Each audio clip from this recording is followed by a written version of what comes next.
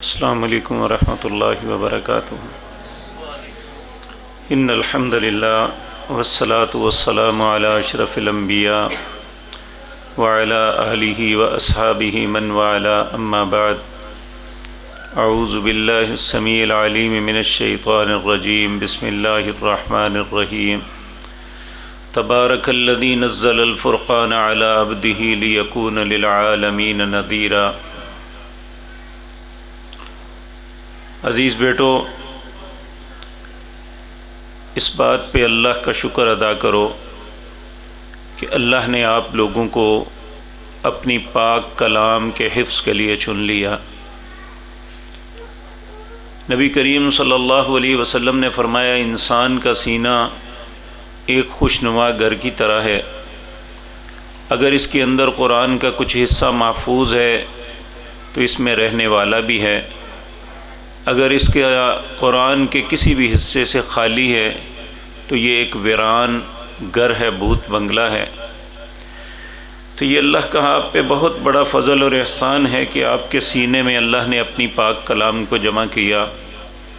خوش نصیب ہیں وہ والدین بھی جنہوں نے اپنے بچوں کو اس رستے کے لیے منتخب کیا اور انہیں آسانیاں مہیا کی۔ اللہ اس قرآن کے صدقے، اس قرآن کی وجہ سے انہیں دنیا اور آخرت کی بھلائیاں عطا فرما دیں۔ یہ دنیا کی بہت بڑی خوش نصیبی ہے۔ انسان اچھا بننے کے لیے دنیا میں بہت مال خرچ کرتا ہے کہ میں باعزت بن جاؤں، لیکن اللہ کی نظروں میں باعزت وہ ہے، خیرکم من تعلم القرآن وعلمہ، سب سے بہترین وہ ہے جو قرآن پڑھتا ہے یا قرآن پڑھاتا ہے۔ اسی طرح آپ کے اساتذہ جنہوں نے آپ پہ محنت کی، ان کے لیے بھی دعا ہے اللہ انہیں جزائے خیر سے نوازے جنہوں نے آپ کے لیے محنت کی۔ کچھ بچوں کے والدین یہاں تشریف فرما ہے، میں ان کی خدمت میں یہ عرض کروں گا، ان بچوں نے ابھی سبق سنائے ہیں، ابھی اس کا اتقان ضبط باقی ہے، اسے فوری طور پہ کسی دوسرے رستے پہ چلائیں گے تو یہ نعمت چھن جائے گی۔ بہترین بات یہ ہے کہ کچھ وقت کے لیے یہ اپنی منزل کو اپنے اساتذہ کو سناتے رہیں، اور اگر ممکن ہے تو آئندہ سال 1 سال کا کورس ہوتا ہے تجوید و قرات کا، اس میں داخلہ لے کے دیں۔ یہ ان کے پڑھنے کا انداز بھی بہت خوبصورت ہو جائے گا۔ ویسے تو سب بچوں نے ماشاءاللہ ایک سے ایک بڑھ کے پڑھا، لیکن یہ جب تجوید کے قواعد پڑھ لیں گے تو انہیں شعوری طور پہ پتہ ہوگا کہ میں کس لفظ کو کس طریقے سے ادا کرنا ہے۔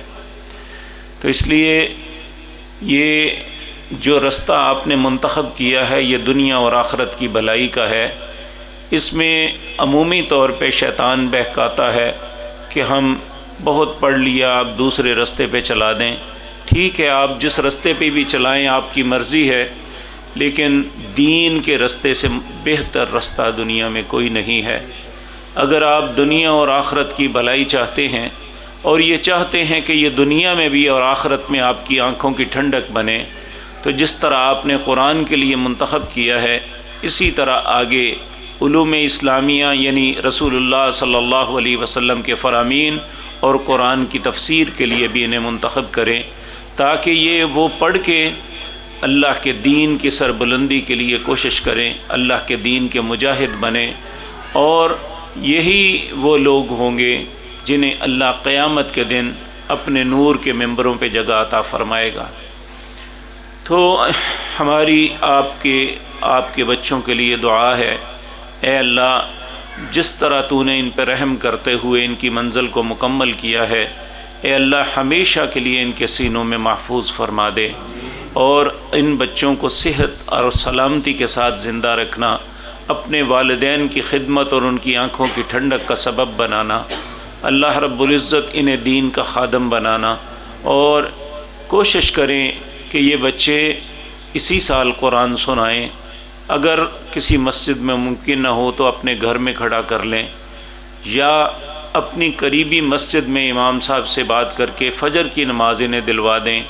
انشاءاللہ ان کا قرآن ان کے سینے سے نہیں نکلے گا، تو میں توقع رکھوں گا کہ آپ جس طرح پڑھتے وقت بچوں کا دھیان رکھا، اس کے بعد اس سے زیادہ ان پر توجہ کی ضرورت ہے کہ یہ اپنے اس خوبصورت منصب پہ قائم رہیں۔ اللہ رب العزت آپ کو اور آپ کی اولادوں کو دنیا اور آخرت کی بھلائیاں عطا فرمائے۔ اقول قولی ھذا واستغفر